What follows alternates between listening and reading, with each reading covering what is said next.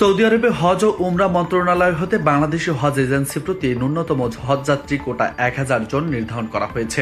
9 December Saudi আরবের হজ ও উমরা মন্ত্রণালয় থেকে এক চিঠি মারফত বাংলাদেশকে তথ্য জানিয়ে দেওয়া হয়েছে।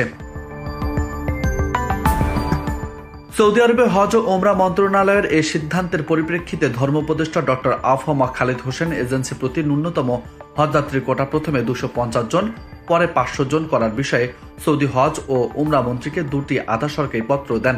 কিন্তু সৌদি হজ ও উমরা মন্ত্রণালয়ের সুনির্দিষ্ট কমিটির নিকট হতে হজযাত্রী কোটা কমানোর বিষয়ে সম্মতি মেলেনি।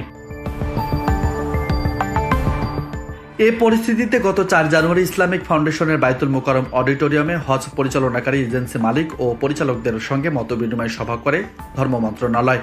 এ সভায় হজ এজেন্সি মালিকদের পক্ষ হতে হজযাত্রী কোটা কমানোর বিষয়ে প্রধান উপদেষ্টার সহযোগিতা কামনা করা হয়।